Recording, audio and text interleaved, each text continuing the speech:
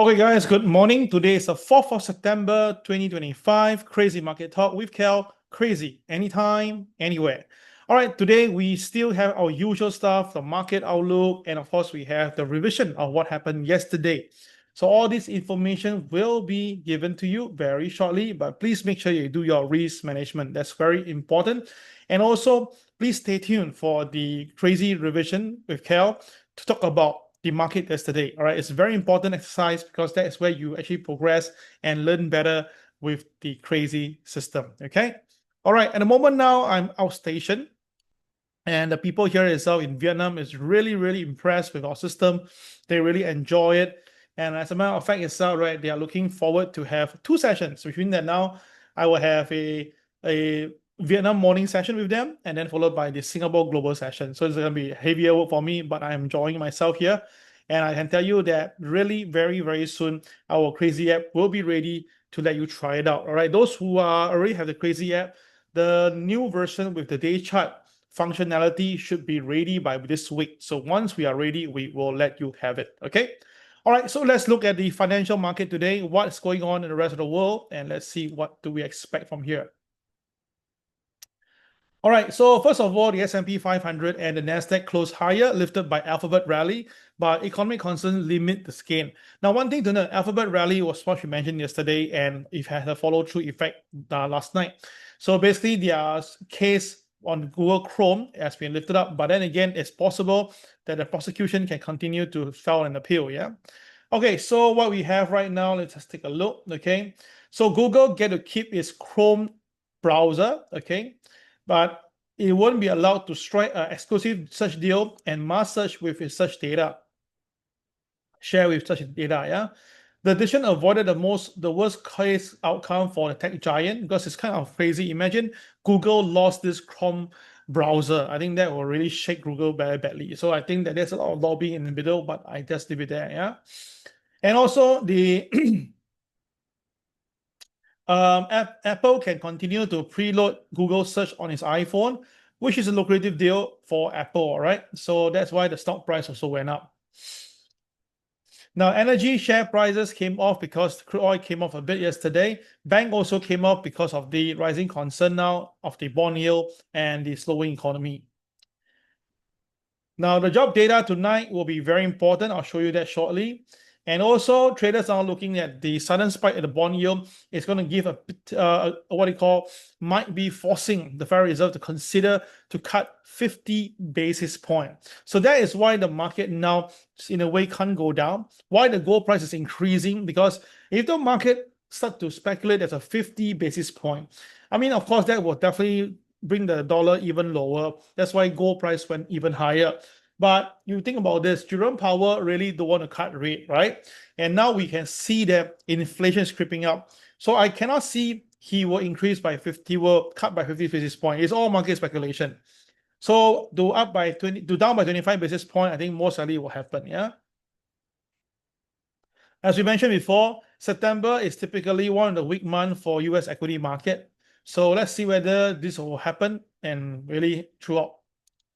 Okay, so for the US tonight, there will be some data coming in at 8:15 Singapore time. It will be the ADP non-farm and employment change. Now, ADP stands for the this private sector. Yeah, so you can see here. So I'm gonna bring it in for you to let you show you the interesting thing that you must take note. I see, Judy, you are driving, so be careful. Okay, all right. So let me just upload the thing for you to take a look. All right, just take some time. All right, so you can see that the US ADP non-farm payroll employment change, you can see that, okay, this is the employment change. It was negative, the last time, minus 23,000. Then the last month, it was 104, okay? So this time around, they're looking at about, basically looking at a lower number, looking at 73,000. So let me revise downwards again, yeah? So this basically tells you that the economy itself is not in the best state or the best situation if you look at it. Okay, so after that, we also have the S&P Global Service PMI. We have the ISM non-manufacturing PMI. So one thing to note is that we had a 50.1 the last time. The market looking at 50.9. If the number goes below 50.9, I think the market will again have concerning factor here. All right, for the charts wise as well, you can see that the Dow Jones has been staying above the trend line using conventional chart. You can really see that, okay, is trying to stay above the trend line and double doji at the moment. So double doji obviously tells me that either going to see a new all-time high or there could be a pullback in the near term. Yeah. So one of them will definitely happen because of the double doji. When last time we see a double doji, well, don't really has one, but of course, you look at it, there was triple doji here back then, and after that, the market basically went up instead. Yeah, after that, yeah. So it's all possible that the market can continue to go up because it's way, way, way above the moving average at this moment right now. Now, the Nasdaq basically opens traded lower below the trend line as I showed before, but then it started to creep up. So now it went back to the technical level. So this is going to be a very critical level. If the market failed to stay above the trend line and a pullback comes in, the gap that was created last night might be covered. Okay, the gap here itself. You can see that. Let me just show you a bit bigger. Can you see now? There's a gap, right? Yeah. So gap usually get covered. You do understand this. So if the market do come down, the gap should cover, and that will bring you back to about 23,200 again. So it's about another, well, basically 200 points from where we are right now. Okay. And of course, the US bond market, that is where the market recovered. The US bond market, the yield came back down. It was supposed to go up higher, but it came back down. So that gives the stock market a breather. So it's a similar thing that what I foresee might be happening on the Nasdaq. It's a down, up, down potential move. Yeah. Now, Donald Trump definitely is trying to seek the US Supreme Court to take up the tariff appeal. Definitely, he wants it done, if he can, by this Friday. Now, global bond sell-off reflects uneasiness over the budget and the central bank. So if the global bond sales continue to fall and the yield goes up again, then again, we are looking at a potential Europe central bank's issue. Yeah. And last but not least, we have this C says that the world faces peace or war. This is a very strong statement from Xi Jinping, because for him to use this word war, where he has Vladimir Putin beside him and Kim Jong-un on the left side, it's kind of crazy. We have one of the three biggest leaders all come together. That definitely makes US very uncomfortable. Yeah. So of course, when US uncomfortable itself, the next country next to them is actually China. It's Japan and Taiwan, and these are the two countries that the whole world is watching it very closely right now. And of course, gold has just hit all-time high. So we'll go higher. We'll talk about this very shortly. All right. So that will be the financial news that we have for the US market. Now, one thing I like about CNBC is that they actually put it very simple to understand. But of course, if you want something more detailed, more unbiased, then Bloomberg is usually a better channel. Yeah. But Bloomberg, the interface is very boring and too much words itself. So I prefer CNBC. Okay. All right, that's something to ask me why I use CNBC. Okay. All right. Okay, we have seen gold price coming down right now. Gold has come down to the KTR -1 level. For those who have been hearing me, I told you guys that gold might be coming down soon. And of course, it has happened. I told you that follow the OP rule, you should be fine. Okay. So let's look at the Dow Jones first for this morning to make it easier, the hierarchy. Now, excuse me. So someone asked me this, KEL, how come the Dow Jones keep on coming down, but cannot go down and close at the low? I already said before, guys, when the KSI is green, do not expect the market to close at the low. It's not that it won't close at the low, but very rarely it will close at the low, because the boys are buying. It's like, in a bullish sentiment itself, right? At the most bullish, no one believes the price will come down. Then after that, the price comes down for a few days. The people who are still bullish will still buy at low. Now, when will this totally change? When the people who are bullish is no longer bullish, and then the opposite will happen. And then that is where the KSI will turn to red color. And that is also whereby the market will go down and close at the low. So that's why when the KSI is green, do not expect the market to close at the lower end of it. So which means that when you are shorting the market, you must take profit. This is something that you must remember this. Yeah, very, very important. Okay, So now the thing is this, what do we have today? First of all, we have a DJDD, Doji Directional Day. So which means that today the OP will be the dictator. If the market stays above OP, it will be going up. So how high will it go? Well, first of all, it has to cross the MLP, which is 45,257. It crossed this morning but failed, which is a very downtrend signal, yeah? And if the market do recover later and stay above the KCB, at 45,258, we should be able to see going back to here 45,549. So this is the good part of the Dow. If it goes up, this should be where it's going to head towards. Now the downside itself, right now, because we have pivot that is supporting it, so form a classical buy if it stays above OP. But the main driver is the MA30, which have been supporting the market very strongly at about 45,000 level. Yeah. So I suspect that even the Dow come down, it'll retest again 45,050 to 060 series and then get itself supported. Yeah. So when you see this number, you have to take profit.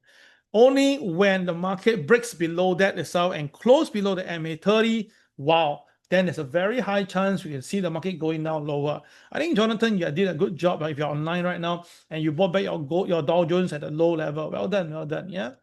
Okay, so that is what happened for the Dow. Okay. Now, same thing. Once you see the chart, you don't see the diamond, just right click, press refresh. The diamond should appear, and you can see that that's the diamond here. So someone asked me this question, how come Dow recently got no diamond? And don't have means don't have, because the condition doesn't come in. It doesn't allow, it doesn't apply. So there's no application on diamond here. So when a diamond, if a new diamond surface, do utilize that. Okay, next market that we'll cover today, it will be the gold market right now.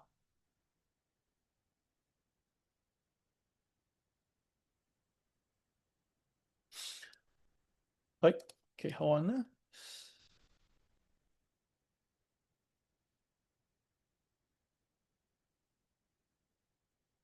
Okay, here we have gold.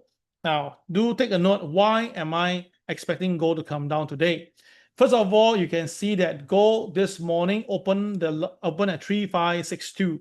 Now, what is very important is that the pivot to 3558 is very nearby the opening price, right? So I written to you, if the market breaks below OP and break below pivot 2, these will form what we call as classic sell signal, right? Classic sell signal.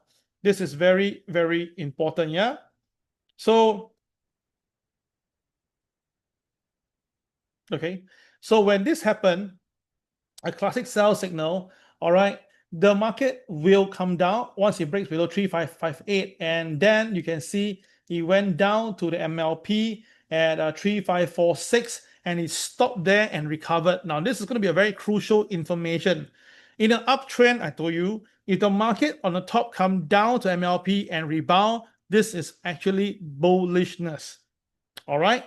Only when the market breaks below, only when the market goes below the MLP, then we have the sell signal confirming.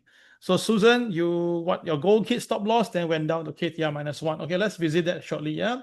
Now, one thing to note, the KSI is green. So which means that again, when you see profit, you have to take, because when the KSI is green, when you see profit, you have to take for your short selling. Yeah. This is something that I have said this many, many times. Okay. All right. So let's take a look what happened and why technically Susan has that issue. But before that itself, if the market do break MLP, it might be going to this KCB at 2533. 2533 is the KCB. Now, what if the market goes back up again and go above OP? Oh, wow. If we go back above OP, it can go all the way to 3609. 3609. Now, someone asked me, KEL, I thought you said that the gold can go to another target level right back then. Yes, indeed. So let me show you now. If I go to my YouTube channel, okay, all right. Now, for those people who couldn't find the YouTube channel, it's still there. It's just that the name, we have changed it, right? From the previous name, we have now put our branding, the CRAZII, into that, yeah? Okay, just go in and you can find this channel called, okay, CRAZII Anytime, Anywhere. All right, CRAZII Market Forecast. All right. So where's that video that has a goal? Let me just show you now, a quick one. Okay. Now, my target for goal is 3754. That is something that I put up recently. The previous target for a goal, if you look at the number itself, that number, where is it? Yeah, where are we? 3682.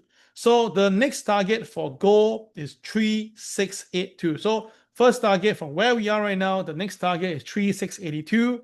Then after that, then the next number will be 3754. Okay, so I think once we reach 3754, I think that's it. I think that is where I think the goal will stop there. I mean, of course, you can go to 4,000 or I care, but I would not be buying much after that itself. I think getting more and more scary for gold. Yeah. Okay. So let's look at the 5 minute and see what happened to Suzanne trade itself. Thank you, Susan, for sharing out loud your unhappiness, your losses. But never mind, we can learn from it and see where do you go wrong. Yeah, let's take a look. I saw what happened. Likely be the reason. Yeah. So I believe that Susan sold when the market there is a 4 diamond, and probably she sells somewhere around here or here, and then the price goes up, right? Okay. Now, where should she put her stop loss in this particular case? Not on hindsight. Now, by right itself, where you short something below OP and there's a 4 diamond here. Okay, it's over there, sorry. Okay. And over here, if you shorted here itself, by right, the stop loss should be placed somewhere near here, the top right, but it's too near. It's too near. So you should put somewhere around here, which is the high.